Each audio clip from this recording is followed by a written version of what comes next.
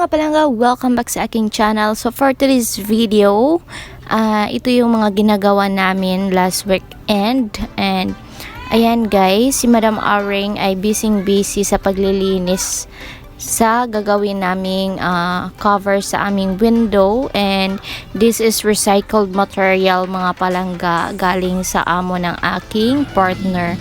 And ayan, para malinis siya mga palangga, so nilinisan ko na siya gamit ang tubig, sabon at brush. So ayan pala sa Rainwell guys, habang naglilinis ako, siya naglalaro sa loob. And yung partner ko naman, ayan, ito yung window na lalagyan namin ng takip kasi naka-open lang siya and curtains lang yung nilalagay namin dito sa aming window. So ito pala yung labas ng aming bahay guys. Ayan, napakasimpleng bahay. And ayan yung mami yung mga palangga, busy sa paglilinis. Maaga akong gumising guys para maglinis nito, para magkaroon na ng cover yung aming window. Kasi nga wala kaming budget, kaya gumamit na kami ng mga recycled materials para may pangtakip kami dito. So ito na pala yung mga nilinisan ko, and yung partner ko ay nagsisimula na siya na alisin yung mga screw kasi may screw pa ito mga palangga. So kailangang alisin bago namin ikabit sa aming window. Saktong-sakto mga palangga na wala siyang duty, so kaya na kapag nagkaroon ako ng chance na utusan siya para magkaroon ng takip ang aming bintana mga palangga. And ayan, sabi pa niya is meron pa siyang gagawin later on pagkatapos ng bintana kasi marami daw pumasok sa kanyang isipan na mga gawaing bahay. At masaya naman ako doon guys kasi malaking tulong na yon sa mga mamis na tumulong ang mister sa mga gawaing bahay. Itong design na to mga palangga, gustong alisin ng partner ko kasi sabi niya pipinturahan niya ng kulay green.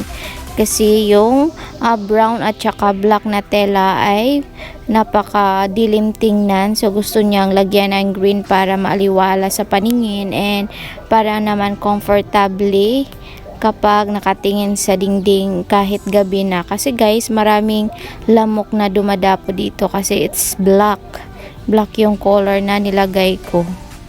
And ito yung sa labas ng bahay namin palangga. Ayan, meron po kaming silong-silong dyan. And nag-garden na rin ako dyan ng mga gulay para makatipid naman mga palangga kasi sobrang mahal na mga bilihin. So ayan na si Darling mga palangga, nagsisimula na sa pagkabit ng aming napakabonggang jealousy window. Charan! Jealousy window! Sana all may jealousy window. So ayan guys siya, and todo yung pagdukdok na niya dyan guys. And alam nyo, ako yung engineer niya dyan sa ilalim. Ako yung nag-ice baby kung tama lang ba yung pagkalagay niya. And ayan pala, lumipad na yung mga alaga naming alikabok sa itaas guys, dahil dami ng alikabok. So later on ay maglilinis na rin ako sa loob kasi sobrang maraming alikabok mga palangga. Hindi siya talagang alikabok, anong tawag nun, basta sa Bisaya ay tinatawag namin siyang bukbok. Yung insekto siya na kumakain ng kawayan, kaya nagkakaroon siya ng kapag tumatay siya, para siyang alikabok mga palangga. So makati din siya, so kailangan talaga siyang linisin. Dahil sa sobrang busy namin pareho mga palangga, so wala na kami masyadong oras sa paglilinis dito sa bahay.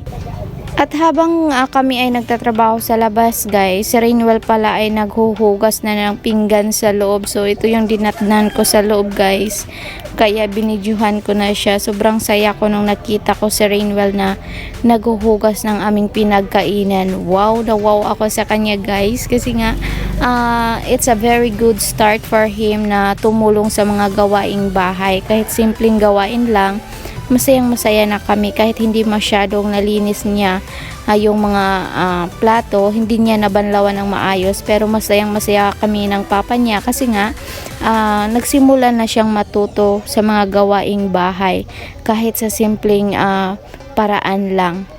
kahit simpleng gawain lang ang maitulong natin sa ating mga magulang ay sobrang saya na nito para sa kanila, kasi nga karamihan sa mga kabataan ngayon mga palangga, wala na silang oras para sa kanilang pamilya, wala na rin silang oras sa pagtulong sa mga gawaing bahay. Palagi na lang silang naglalakwatsa, cellphone dito, cellphone doon, kaya kailangan sila ng panahon, kailangan sila ng oras na kausapin na sa maayos na paraan, na dapat tumulong din sila, dapat marunong din silang magtrabaho para pagdating ng panahon para sa kanilang kinabukasan ay matuto sila, hindi na sila nakasandal sa mga magulang.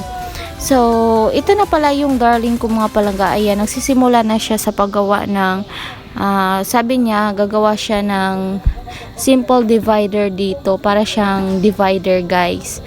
And ito yung actual guys, ito yung final na final look ng aming bintana. So ayan, may net siya mga palangga, so hindi madaling makapasok yung mga lamok sa loob. And ayan, pinagpatuloy na ni darling ang paggawa ng kanyang semi divider. So, ayan, habang gumagawa si Mr., ako naman, napag-isipan kong kumain ng chocolate. And, konti lang yung kinain ko mga palangga kasi nga, alam kong bawal. So, ayan na siya. Ako na lang yung kanyang cameraman kasi nga, hindi ako marunong sa kanyang ginagawa. So, video na lang ako mga palangga. At dahil tapos na ako sa aking eating portion mga palangga, so ayan, nagsisimula naman ako sa pag-alis ng mga alikabok dito sa kwarto namin mga palangga. So kinuha ko na pala yung aming kortina dito para maalis ko yung mga alikabok at yung tain ng bukbok guys, yung tinatawag namin dito sa Bisaya. I really don't know kung what's the Tagalog term of the bukbok or sa English niya, hindi ko alam. So, ayan na, nilinis ko siya guys. Sobrang dami niya dito. Kinain niya yung aming dingding na kawayan. So, kapag umiikot na yung ceiling fan guys, umiikot din yung mga alikabok. So, kailangan talaga siyang alisin. Kailangan talagang linisin. Ayan, nahihirapan na si Madam Aring dito mga palangga guys. Kasi, alam niya yung buntis, napakahirap yumuko dahil sa sobrang laki ng tiyan. So alam niyo na guys yung buhay nanay, buhay pregnant mom. So mahihirapan ka talaga sa mga gawaing bahay. Gumamit na rin pala ako guys ng glass at yung nagtakip na rin ako sa aking ilong at bibig dahil sa sobrang dami ng dumi. So ganito kadami yung dumi na nakuha ko. Sobrang dami niya at ayan, magwawalis na ako mga palangga. So ito na yung sa labas ng aming bahay guys, I mean dito sa aming living room. So nagsimula na siya sa paglagay ng kanyang design, charan. So sabi niya tatanggalin niya yung black na tela kasi ito yung tinitirhan ng mga lamok. So ayan guys, gusto niyang alisin. So no choice na ako mga palangga sa aking design kasi gusto niya talagang alisin yan. At alam nyo ba mga palangga na ganito nakadumi ang aming sahig. Hindi pa yan natapos ng aking darling sa paggawa ng kanyang semi-divider. At ayan na, sobrang dami pang kalat dito sa sahig na kailangan kong linisin later on mga palangga pagkatapos ng paggawa niya ng kanyang project dito sa loob. At ayan, sinimulan na niya ang kanyang pagpipintura ng kulay green. At ito na yung final look mga palangga. Tapos na niyang pinturahan. So ayan, lagay na rin dyan yung mga gamit na i-display ko. So ayan na mga palangga, yung mga laruan ni Rainwell, yung ibang gamit namin na gusto kong i-display. Ayan, yung iba hindi ko pa nailagay mga palangga kasi nga maraming mga bata dito. So yung mga bata kukunin nila yung naka-display at paglalaruan. So nahihirapan akong mag-display ng mga gamit dito mga palangga. So ganyan lang yung final look niya mga palangga, and that's it. Thank you so much for watching this video and don't forget to follow and subscribe.